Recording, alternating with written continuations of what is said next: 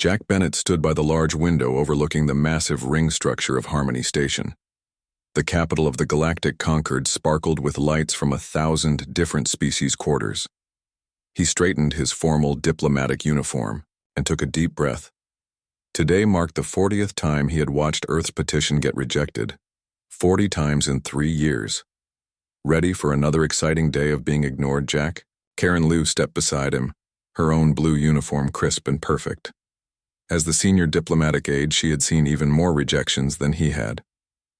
Maybe today will be different, Jack said, not believing his own words. Karen smiled sadly. Maybe. Pigs will fly and the Vexari will admit humans have good ideas. They walked together toward the Grand Council chamber. Around them, representatives from dozens of alien species moved with purpose. The tall, bird-like Vexari with their jeweled robes barely glanced at the humans. The Zothan, connected by invisible mental links, moved as one unit, their 6-limbed bodies sliding gracefully across the polished floor. The ancient Eldarin, with skin like weathered stone, watched everything with eyes that had seen millennia pass. None of them looked at the humans as equals. Inside the chamber, Earth's ambassador Paul Wright stood at the small podium reserved for non-founding members. His voice remained steady as he presented evidence of increased pirate attacks on human colonies. The settlement on Aldrin IV lost 300 lives last month. Our investigation shows weapons of Vexari design were used in the attack. We request Concord peacekeeping forces to patrol the sector. High Minister Krex of the Elduran Council leaned forward slightly. The Concord's resources are currently stretched thin along the outer rim. Perhaps Earth could better protect its colonies rather than expanding so quickly. Ambassador Wright kept his face neutral. The treaty clearly states that all member worlds receive equal protection. Equal to their contribution and standing, corrected Vexari Ambassador Tulazen. Her feathers fluttered in what Jack recognized as amusement. Earth has been part of galactic society for mere decades. Some species wait centuries for full privileges. The motion was denied. Again. Later, in the small Earth Embassy section of the station, Jack collected data on the day's proceedings.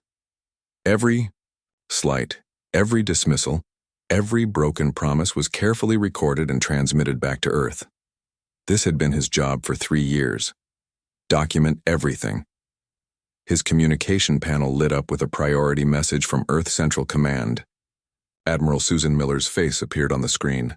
Her expression was grim. "Another rejection?" she asked without preamble. "Yes, Admiral. They cited resource allocation priorities." Susan nodded as if expecting this answer. "Jack, I need you to quietly collect information on Concord fleet deployments near the Arcturus sector. Nothing obvious, just keep your eyes and ears open." Jack frowned. "May I ask why?" "Because I have 20,000 colonists on New Eden who aren't answering communications, and 3 destroyed satellites. But keep that to yourself." The connection ended, leaving Jack staring at a blank screen. 20,000 people. He added this to his daily report. 2 days later, Jack sat in the back of a presentation by Earth scientist Alan Reyes at the Concord Science Directorate. Alan had developed a breakthrough in quantum communication that could revolutionize interstellar travel. His research was brilliant, building on principles that humans had discovered independently. The Zothan science director, a 6-limbed figure named Hive Speaker Zahn, examined the research with multiple eyes. Interesting but primitive. The approach lacked sophistication. Access to Concord databases would have shown this path was explored and abandoned by the Zothan 8 centuries ago. "With respect," Alan said carefully, "our approach solves the quantum decay problem that has limited current technology. If you would review Section 3, "We have reviewed enough," interrupted Zahn. "Your species application for access to Level 2 science databases is denied for another solar cycle. Continue your research with current access levels." Jack watched, Alan's face fall, though the scientist quickly hid his disappointment. After the presentation, Jack approached him in the corridor. "They're going to steal it, aren't they?" Alan asked quietly. Jack nodded. "Probably already have. I've seen this pattern before." Why do we keep trying? 40 years of this treatment. 40 years of them taking our ideas, restricting our growth, treating us like children. Jack led Alan to a quiet corner. Because we're following the plan. Document everything, learn everything, show them exactly what they expect to see. Alan looked around nervously. And the other plan? The Jupiter Project? Never mention that here, Jack whispered. But yes, it continues. Maria sent word last week. Ahead of schedule. On the observation deck later that evening, Jack and Karen watched ships arrive and depart from the station. A massive Vexari dreadnought. Moved with graceful power, its weapon systems clearly visible despite supposedly being a diplomatic vessel. A destroyer would be 1/10 that size in our fleet, Karen noted. They don't even try to hide their advantages. They don't think they need to, Jack replied. To them, we're just the newest amusing primitives, barely worth noticing. Their mistake, Karen said with a small smile. My brother works on the Jupiter Project, says we're almost ready. Jack nodded but said nothing. The less said about humanity's real progress, the better. That night he added to his report as usual. Every conversation, every technology glimpsed, every insult veiled as diplomatic courtesy. The file was encrypted and sent to Earth with a simple designation, patience log, day, 14th 123, 40 years of patience, 40 years of smiling while being underestimated, 40 years of building in secret while presenting a facade of an eager, naive species, happy to have a small place at the galactic table.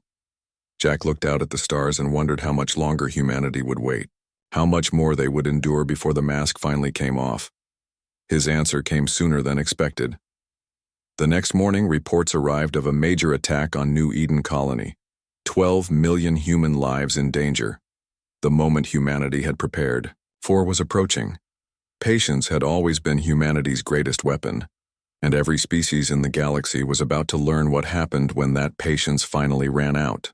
Lisa Carter checked her ship's systems one last time as she approached New Eden. The civilian transport carried farming equipment and 200 new settlers for the growing colony. After 5 years as a pilot on this route, Lisa knew exactly how the green-blue planet should appear on her view screen. What she saw instead made her blood run cold. Massive plumes of smoke rose from the northern continent. Flashes of light indicated orbital bombardment still in progress. 3 ships of unfamiliar design circled the planet, their weapons firing repeatedly at the surface. Oh my God, she whispered, immediately cutting engines and activating the ship's stealth systems, unofficial modifications that no civilian vessel was supposed to have. Lisa's co-pilot Andy Wells stared in horror at the screen. Those are Elduran destroyers, but they've got Vexari weapons signatures. Send the emergency signal to Earth. Tight beam, encrypted channel, Lisa ordered, already turning the ship away from its planned approach. Then wake up the passengers. Tell them we're making an emergency detour. As the distress signal transmitted, Lisa guided the transport toward one of New Eden's smaller settlements on the southern continent. Sensors showed it was still intact, though surface scans detected large groups moving toward evacuation points. The colony was fighting back. A small ship rose from the surface, then another. Civilian vessels fleeing the attack. Lisa opened a communication channel. This is Transport Sierra 9. We're here to assist evacuation. Send coordinates. For the next 6 hours, Lisa and Andy worked tirelessly, landing at designated points to collect survivors while avoiding detection. The transport, designed for 200, now carried nearly 700 people crammed into every available space. Among them was Governor Sam Wright, the colony's leader, clutching a data drive. They hit without warning, he told Lisa, as her ship broke atmosphere one final time. Targeted communication arrays first, then government buildings and defense installations, classic military strike. Who was it? Lisa asked, though she already knew. Elduran ships, Vexari weapons, and I saw Zothan ground troops, Sam replied, his voice bitter. The Concord's founding members working together. This wasn't pirates. This was a coordinated attack. Lisa nodded grimly. We've been documenting their betrayals for 40 years. Now we have proof they're actively trying to eliminate us. As the transport prepared to jump to hyperspace, Lisa activated the ship's specialized recording equipment, another unofficial modification. The footage showed clearly the Elduran destroyers bombarding civilian targets, footage that would reach Earth within hours. Back on Earth, President George Wilson sat in the underground command center beneath Washington, D.C., watching the footage from New Eden play on the large screen. His face revealed nothing, but his hands gripped the edge of the table until his knuckles turned white. Admiral Miller stood at his side. 12 million colonists, Mr. President. Initial estimates suggest at least 2 million casualties already. The president was silent for a long moment. How long until Operation Jupiter can be activated? The fleet is at 97%. Readiness, Miller replied. We can begin initial deployment within 72 hours. Full deployment would take 2 weeks. President Wilson turned to his communications director. Schedule an emergency address to the Concord Council. I want to look them in the eyes when they lie to us again. 6 hours later, Wilson stood before the Galactic Concord Council. His diplomatic team, including Jack Bennett, stood behind him. The evidence from New Eden played on screens throughout the chamber. This was not a pirate attack, Wilson stated, his voice controlled. This was a deliberate act of war against a peaceful human colony by ships belonging to founding members of this council. High Minister Krex of the Elduran looked bored. These images could easily be fabricated. Humans are known for their creative entertainment media. We have sensor readings, debris with Concord military signatures, and 700 witnesses. Wilson countered. Vixari Ambassador Tula Zen fluffed her feathers dismissively. Even if some rogue elements were involved, suggesting Concord founders would coordinate such an attack is preposterous. Perhaps humans staged this incident themselves to gain sympathy for their excessive expansion demands. Jack watched from behind the president, recording every word, every gesture. The final insult after 40 years of patience. The council voted to investigate the incident, but imposed no sanctions. The evidence was placed into committee review, a process famous for taking years to complete. As they left the chamber, Jack fell into step beside President Wilson. Sir, they didn't even try to hide their contempt this time. Wilson nodded slightly. They believe we're weak, desperate, and alone. Exactly as we've allowed them to believe for 40 years. He paused. It's time. Send the activation code to Jupiter. Deep within Jupiter's atmosphere, hidden from Concord observation by the gas giant's radiation and storms, the largest shipyard in human history received the signal. Maria Rodriguez, chief engineer of the Jupiter project, stood in the control center overlooking the massive construction docks. Activation code confirmed, her assistant said. The president has given the order. Maria took a deep breath. Begin. Deployment sequence for all vessels. Priority to the defense fleet for New Eden, then the diplomatic ships for the Concord stations. Below them, enormous bay doors opened in sequence along the hidden facility. Ships began to move. Not the small, outdated vessels the Concord races had seen patrolling Earth space, but advanced warships with technology that combined human innovation with carefully studied alien principles. For 40 years, humanity had smiled politely while building in secret. For 40 years, they had accepted being treated as children while preparing for this moment. The ships now emerging from Jupiter represented only a fraction of humanity's true capabilities. In his private quarters on Harmony Station, Jack received the coded message, Jupiter activated. Take necessary precautions. 48 hours to a revelation. He deleted the message and continued packing his few personal belongings. Karen entered without knocking, her expression serious. It's happening, isn't it? She asked quietly. Jack nodded. New Eden was the final straw. The president is addressing Earth's population tomorrow. Then we show the Concord who we really are, Karen smiled grimly. 40 years of patience about to pay off. Patience was never weakness, Jack replied. It was strategy. Throughout human space, secret preparations were now moving into final stages. The mask was about to come off. And no species would ever forget the moment humanity's patience finally snapped. 6 months passed since the attack on New Eden. The Concord Investigation Committee had barely begun its work, citing procedural complexities and jurisdictional questions. Meanwhile, human diplomatic personnel quietly withdrew from most conquered stations and outposts. Trade continued, but at reduced levels. Human ships became rare sights at alien ports. The conquered races considered this an emotional tantrum, typical of an immature species. Few noticed the subtle changes: the gradual disappearance of human military vessels from their usual patrols, the closing of minor human embassies, the withdrawal of human students from conquered universities. Jack Bennett remained at Harmony Station, one of the few human diplomats still at their posts. His new title was Diplomatic Attaché, a promotion that meant little to the Concord races but gave him higher security clearance and access to more sensitive areas of the station. Today marked the 500th anniversary of the Galactic Concord's founding. The Grand Hall sparkled with decorations, filled with representatives from hundreds of worlds. The celebration had been planned for years. The Concord founding races, Vexari, Zothan, and Elduran, moved through the crowd accepting congratulations for creating the longest-lasting peace in galactic history. Jack adjusted his formal attire and checked his communication device. The message from Earth had arrived precisely on schedule. Deliver at 20 more station time. Confirmation code. Patience ended. At exactly 20 war, Jack stepped onto the small stage, reserved for minor announcements. The conquered races barely noticed him until he activated the station-wide communication system, a privilege normally reserved for founding members.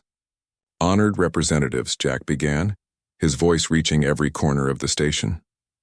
On behalf of the United Earth government, I deliver this message.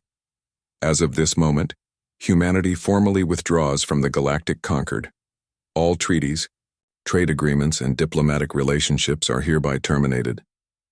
A wave of murmurs spread through the crowd. Some laughed openly.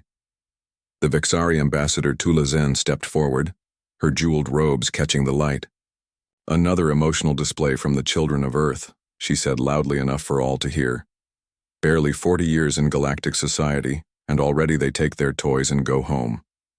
More laughter rippled through the crowd. The Elduran High Minister Krex made a gesture of dismissal. The economic consequences for Earth will be severe, he stated. They will return begging for readmission within a standard year. Jack smiled for the first time in months, a genuine smile that confused those watching. I don't think so, he said simply, and stepped away from the podium. At that moment, every communication device in the station activated simultaneously. Screens throughout the Grand Hall lit up with the same image. Admiral Susan Miller in the command center of a warship unlike any the Concorde had seen before. Greetings from Earth, she said calmly. For those wondering about the nature of our withdrawal, perhaps a visual demonstration would help. The view behind her changed to show space outside the ship. As the camera pulled back, more ships became visible. Dozens, then hundreds, then thousands of warships emerging from quantum tunnels around the conquered capital world. Similar fleets appeared simultaneously at every major conquered planet, station, and outpost. The Grand Hall fell silent. For 40 years, Miller continued, we studied you. We learned your technologies. We built while you mocked us. We prepared while you underestimated us. She gestured to a holographic display showing the new Eden attack. We endured your insults, your theft of our innovations, even your direct attacks on our people, all while you believed we were naive, weak, and primitive. Jack watched the faces of the alien representatives as the truth dawned on them. The human fleet was not just larger than anything they had imagined possible, it was more advanced. The ships displayed technology the Concorde races recognized as their own, but improved and combined in ways they had never considered. This is impossible, whispered a Zothan representative near Jack. Your species has barely mastered interstellar travel. We mastered it long before joining the Concorde, Jack replied quietly. We just never showed you everything we could do. On ASU.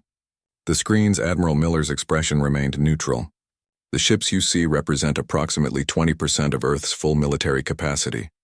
We have similar fleets positioned near every major Concorde world. We have ground forces ready to deploy to any planet within minutes. The Vexari ambassadors, feathers flattened against her body, a sign of extreme fear in her species. This is an act of war. Jack shook his head. No, this is a revelation. Had we wanted war, we would have struck without warning, like you did at New Eden.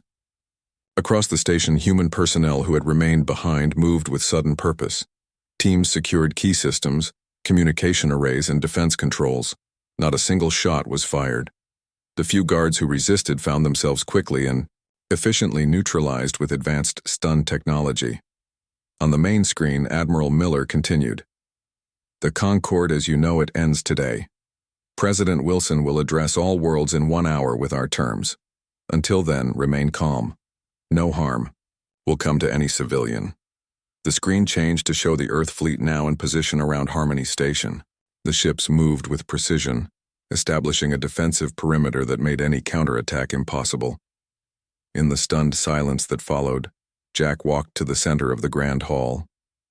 For those wondering, yes, we planned this from the beginning. From the day we first contacted the Concord, we knew what you had done to other upstart species. We saw the pattern. We played the role you expected. The eager, primitive newcomers grateful for any scraps from your table. The Elduran High Minister stepped toward Jack. If you knew, why wait 40 years? Why endure what you call mistreatment? Jack's smile turned cold. Patience. We needed to learn everything about you. Your technologies, your weaknesses, your crimes. 40 years was time well spent. Karen Liu, now wearing the uniform of Earth Special Forces, appeared at Jack's side with a data tablet. The station is secure. No casualties. President Wilson is ready to begin his address. On planets across conquered space, similar scenes played out. Human forces took control of key installations with minimal resistance. The sheer scale and coordination of the operation left conquered military leaders paralyzed with indecision. In orbit around New Eden, a massive fleet appeared to liberate the still struggling colony. On Earth, crowds gathered in cities worldwide to watch President Wilson's upcoming address. Humanity's mask had finally dropped. And every species in the galaxy was about to discover what had been hiding behind 40 years of patient smiles and polite acceptance. Captain Samantha Woods led her team through the pristine white corridors of the Concord Central Archives. Unlike the rest of the human forces, her squad wore specialized equipment designed for data recovery rather than combat. Their mission was not to fight but to find the truth. Security systems neutralized, reported her tech specialist Eric Boyd. We have full access to the Founder archives. Samantha nodded. Begin download of all historical records. Priority search parameters as briefed. For years, rumors had circulated among human intelligence services about what happened to other young species before humanity joined the Concorde. Species that appeared briefly in Concord records, then mysteriously vanished or declined into insignificance. Now they would find out. While her team worked, Samantha established a secure link to Admiral Miller's command ship. Archive access achieved. Initial findings confirm suspicions. We've identified records of 12 previous species that were systematically exploited and eliminated after showing rapid technological advancement. On the command ship orbiting the conquered capital world, Admiral Miller received the report with grim satisfaction. Download everything, we need irrefutable evidence. President Wilson stood nearby, watching tactical displays showing human forces securing key positions throughout conquered space. Not a single human weapon had been fired yet. The display of overwhelming force had been enough to prevent most resistance. It's time, Wilson said quietly. He straightened his jacket and faced the camera. His address would be broadcast simultaneously to every world, every station, every ship in conquered space. People of the galaxy, he began, his voice calm but firm. I am George Wilson, President of the United Earth Government. Today, humanity has taken control of key strategic locations across what was formerly known as conquered space. I want to assure everyone that we come not as conquerors but as liberators. The screen shifted to show Captain Woods and her team in the archives. For 40 years, we suspected that the founding races of the Concord, the Vexari, Zothon, and Elduran, were hiding dark secrets. Today, we confirmed those suspicions. The display changed to show historical records recovered from the archives. These records prove that 12 previous species who showed promise and rapid advancement were systematically exploited, undermined, and eventually eliminated by the founding races. Each species was welcomed into the Concord, just as we were. Each was restricted, contained, and ultimately destroyed when they showed signs of becoming equals. Wilson's expression hardened. Humanity was next on their list. The attack on New Eden was merely the beginning of a planned campaign to reduce our population and destroy our potential. A campaign we have now stopped. In the Grand Hall of Harmony Station, Jack Bennett watched the Concord representatives as they viewed the broadcast. Their reactions told him everything he needed to know. Not surprise, guilt. President Wilson continued, "We came in peace. We remained in peace despite your provocations. Even now, we choose restraint over vengeance." At that moment, sensors detected a Vexari battle fleet moving toward Earth. The ships had been hiding near the outer reaches of the solar system, a contingency plan the Vexari had prepared long ago. Admiral Miller received the alert and gave a simple command. Activate Defense Protocol 3. Across Earth's solar system, hidden defense platforms activated. The Vexari fleet found itself surrounded by automated weapon systems more advanced than anything they possessed. Within minutes, their weapons and engines were disabled by precisely targeted strikes. Not a single Vexari ship was destroyed, but none remained capable of fighting. President Wilson, informed of the attempt and its neutralization, continued without pause. Let this be clear to all who might consider further aggression. Humanity is prepared to defend itself with overwhelming force. However, we choose a different path forward. The liberation of New Eden proceeded rapidly. Lisa Carter, now commander of a relief fleet, coordinated the landing of medical ships and supplies. The planet's surface showed the scars of 6 months of occupation and resistance. Nearly a third of the human population had been lost. When Elduran commanders were captured, they offered no resistance.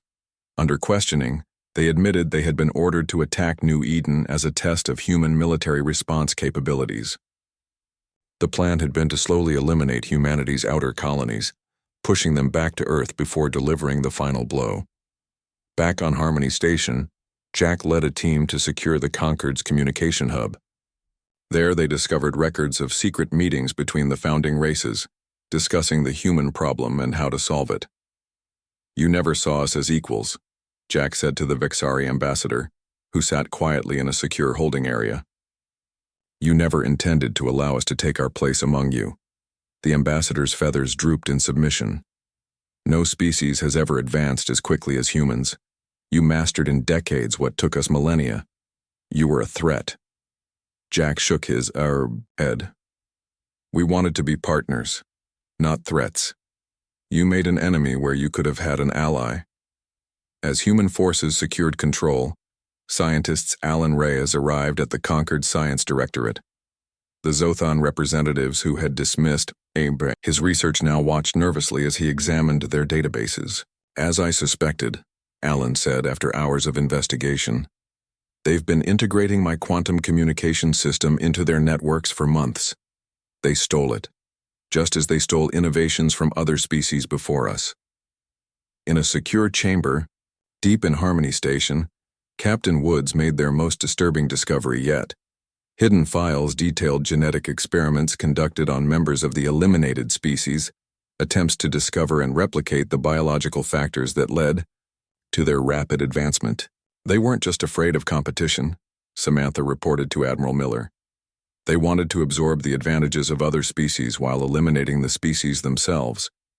1 week after the initial takeover, President Wilson addressed the galaxy again. This time he outlined humanity's vision for the future. The Galactic Concord as it existed is no more. In its place, We propose the formation of the Interstellar Commonwealth, an alliance of equals where no species may dominate another. All worlds will have representation, all technologies will be shared, all beings will have rights protected by common law. Across conquered space, many worlds that had suffered under the founding race's rule welcomed the change. Minor species that had been denied full membership for centuries saw an opportunity for equality at last. The Vexari, Zothan, and Elduran leaders faced a new reality, one where they would be held accountable for their actions. Their millennia of unchallenged power had ended in a single day, without a shot fired in anger, and it had happened because humanity had mastered the one weapon. None of them had expected patience. 1 year passed since the day humanity revealed its true power. The former Concord space looked very different now. The massive Harmony Station, once the exclusive domain of the founding races, now bustled with representatives from 57 species. Many had never before been allowed full participation in galactic affairs. Jack Bennett stood by the same window where he had once watched Earth's petitions get rejected. Now he wore the formal attire of the Commonwealth ambassador. The view had changed too.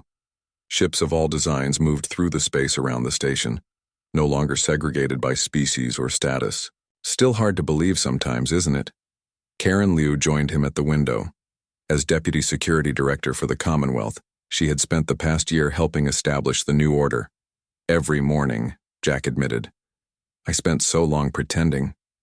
To be less than we were, I sometimes forget we don't need to pretend anymore. The Interstellar Commonwealth flourished where the Concord had stagnated.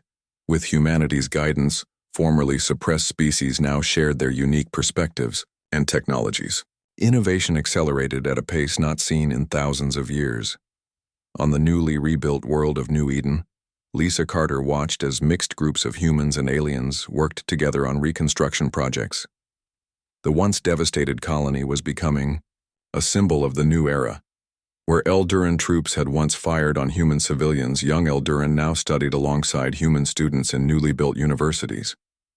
The last memorial garden will be finished next week, said Governor Sam Wright, who had survived the attack and continued to lead the colony. Hard to hate them when their young people work so hard to make amends. Lisa nodded. Not everyone forgives so easily, but it's a start. The Vexari went through the most dramatic changes. After the evidence of their leadership's crimes became public, younger generations overthrew the ancient power structures that had ruled for millennia. The new Vexari government worked desperately to make amends, offering advanced technology and resources to help rebuild damaged human worlds. The Zothan collective fractured into multiple independent hives.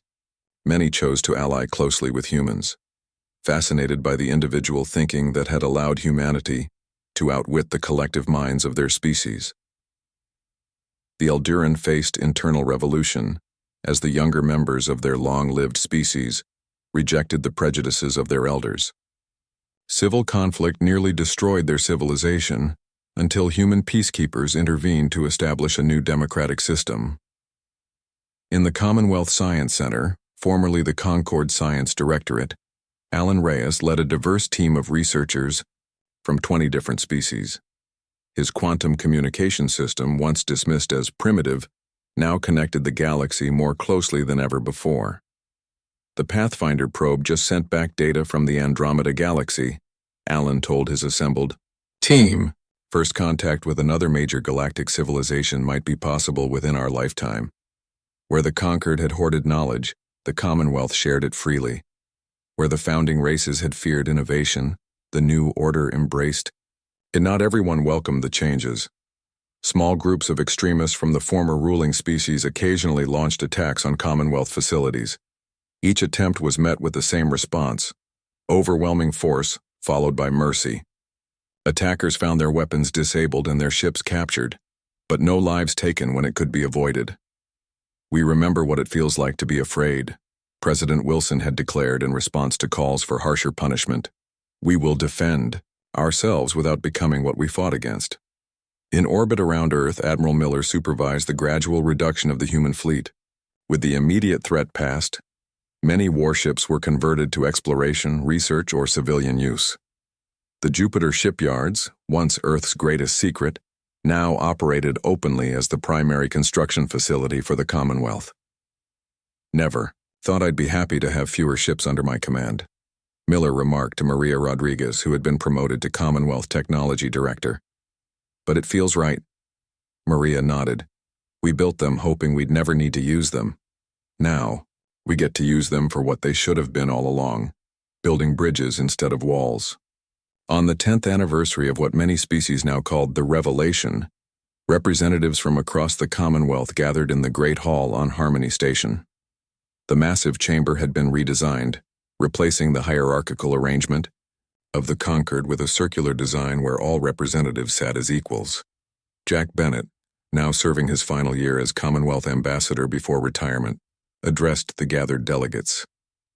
10 years ago today, humanity showed the galaxy who we truly were. Not just our strength, but our values. We could have used our power for vengeance or domination. Many expected us to simply replace the Concord founders as the new tyrants. He gestured to the diverse assembly before him. Instead, we chose a different path. We chose to create a true community of equals. We chose to break the cycle of domination and fear that had ruled this galaxy for too long. The newly discovered Krell species, methane-breathing beings from the Outer Rim who had hidden from the Concord for centuries, took their place among the delegates for the first time. Their representative, speaking through a translation device, addressed the assembly.